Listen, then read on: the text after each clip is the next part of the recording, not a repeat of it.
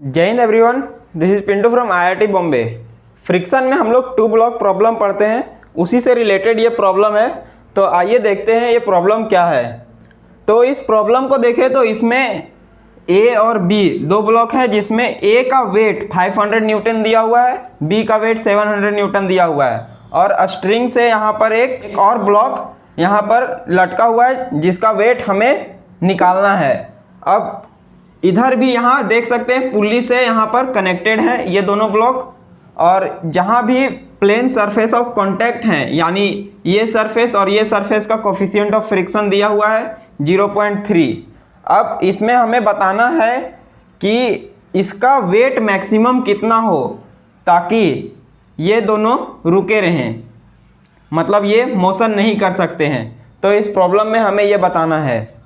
तो एक बार ये प्रॉब्लम को आप खुद ट्राई करें, उसके बाद इसका सॉल्यूशन को देखें।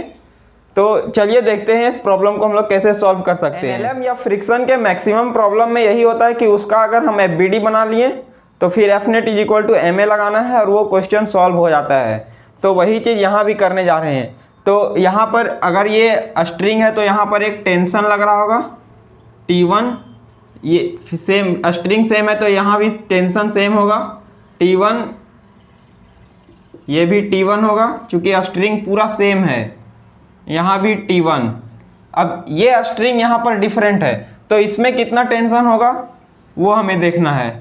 तो पुल्ली तो होता है मासलेस, मतलब F net is equal to M A लगाएं पुल्ली में तो मासलेस होता है, तो इसका मतलब नेट फोर्स 0 होना चाहिए, यानी अपोजिट साइड का फोर्स बैलेंस। तो इसमें देखें पुल्ली में इधर 2T1 फोर्स लग रहा है, यानी इस पे इधर 2T1 का फोर्स आएगा टेंशन, और 2T1 यहाँ है तो यहाँ भी 2T1 ही होगा। अब यहाँ पर हम लोग कुछ नहीं कह सकते अभी, तो इसके लिए हम लोग अभी इसको बोल देते हैं ये T2 लग रहा है। यहाँ सेम चीज़ यहाँ भी होगा T2, क्योंकि स्ट्रिंग सेम है। अब इसका हम टेंशन दिखा दिए। अब फ्रिक्शन के लिए अब हम एफबीडी बनाते हैं सारे ब्लॉक्स का अलग अलग से। तो ए ब्लॉक का एफबीडी में देखें तो वो टेंशन लग रहा है इधर T1। अब चूंकि फोर्स टेंशन फोर्स उधर लग रहा है तो उसको बैलेंस करने के लिए फ्रिक्शन लगेगा पीछे की तरफ F1। उसी तरह अगर बी ब्लॉक को देखें तो ये फ्रिक्शन इस पर इधर लग रहा था, तो जस्ट अपोजिट डायरेक्शन में इस पर फ्रिक्शन लगेगा F1 इधर, और ये 2T1 इस पर लग ही रहा है, और साथ में ये नीचे से फ्रिक्शन लगेगा इस सरफेस के वजह से जो कि F2 है, और इस पर T2 इस डायरेक्शन में। सी ब्लॉक की एफबीडी देखें तो इस पर एक वेट लग रहा होगा नीचे, और इस पे इधर T2।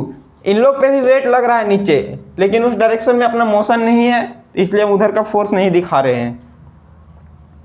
अब simple F net is equal to M A निकालना है। हम बेसिकली हमें ये फाइंड करना है WC, तो ये तो बराबर होगा T2 के। WC इक्वल हो जाएगा T2 के, मतलब हमको T2 निकालना है। तो T2 के लिए पहले इसका एफबीडी देखें तो इस पे क्या है, ब्लॉक तो चल नहीं रहा है, यानी दोनों F net is equal to M A लगाएंगे तो मतलब एक्सेलरेशन 0 होगा, यानी दोनों अपोजिट साइड का force balance. F1 is equal to हो जाएगा T1।